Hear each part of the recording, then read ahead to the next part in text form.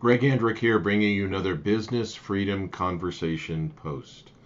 So I've got a story here. It's about a 5-minute video from the Wall Street Journal talking about wage gains with blue-collar workers. Now, I think all of you know getting a blue-collar worker has become very difficult. 23% of you are saying you get no answers to your ads. So you probably already know this. You have to do more and pay more to get them.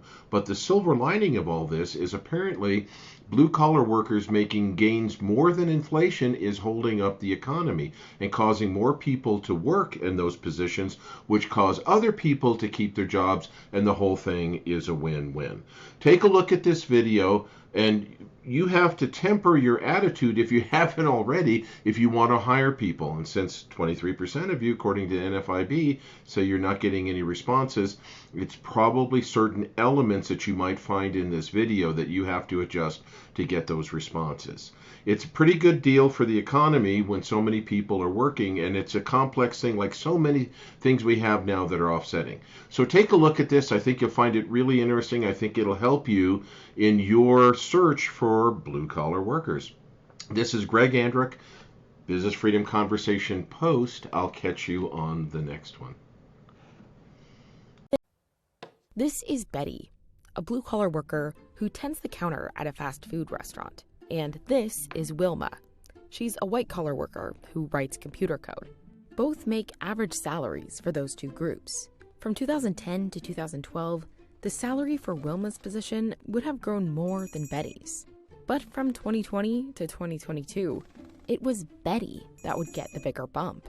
Wage gains for some blue-collar workers have started to outpace gains for white-collar workers over the last 3 years, a reversal from a decades-long trend.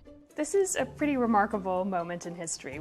Here's why wages have been growing faster for low-income workers, and why those gains have helped stave off a recession.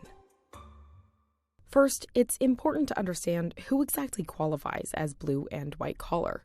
Blue collar has become a more all-encompassing term for lots of different wage workers, often at the lower end of the income spectrum, but not exclusively. And white collar tends to be more salaried professionals who are typically working in office-like settings. Non-management blue-collar jobs tend to include people that work in restaurants, hotels, factories, retail stores, and construction. White-collar jobs include some, but not all, office workers, like people in finance, tech, and law. The pay gap between some industries that fall in these groups has steadily grown. You can especially see that divide between Betty and Wilma. Part of the reason that gap has grown in the past, there has just been so much demand for skills like computer engineering, like software engineering, and not as much supply. And there has been far more supply of workers prepared to do low-wage work. The pandemic also increased the need for white-collar jobs, which could easily be worked from home. But when the economy began recovering, a different demand arose. What hurt us the most is, it's hard to find people to work. People returned to activities far faster than companies could hire, creating competition for many traditionally low-wage positions. And many blue-collar workers didn't return at all.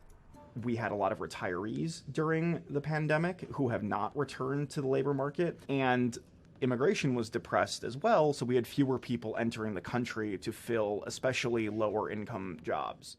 Many workers were also quitting their current jobs, which could be a sign of more worker leverage.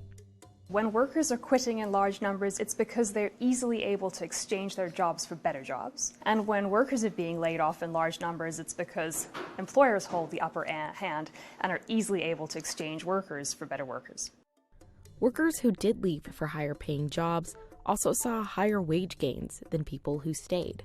When employers are short-staffed, the immediate problem at hand, the fastest way to solve that problem is to hire someone. They're often prepared to throw huge amounts of money at hiring a new candidate, signing bonuses. You need a new benefit in order to come on? Okay, sure.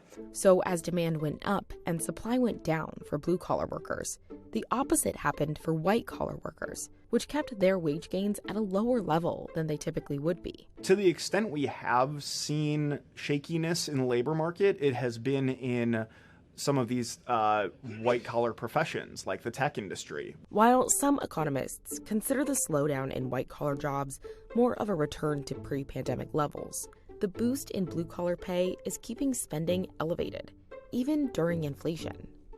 Hourly earnings surpassed inflation for the first time in 2 years in July, largely driven by gains for low-wage workers. We have actually seen some parts of the economy receive real wage increases that have expanded their purchasing power and allowed them to buy more, to move into better homes, to invest in better schooling for their kids, and to improve their life conditions. Some economists say that this increased spending power for lower-income workers and the tight labor market have been major factors in avoiding a recession.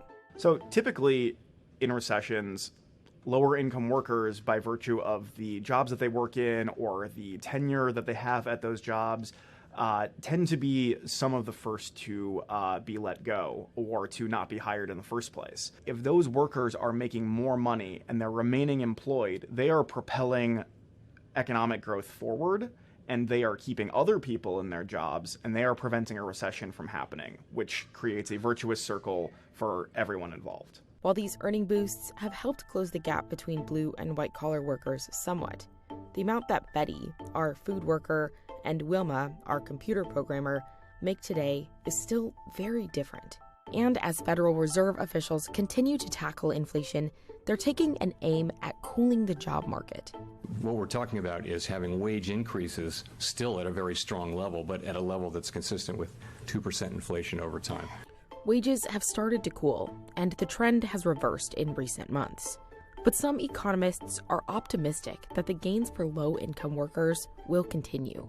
I don't think we're going to see these wage gains erode because the labor market is still tight in those low-wage industries. But wage gains for blue-collar workers would need to keep outpacing those for white-collar to continue closing the gap.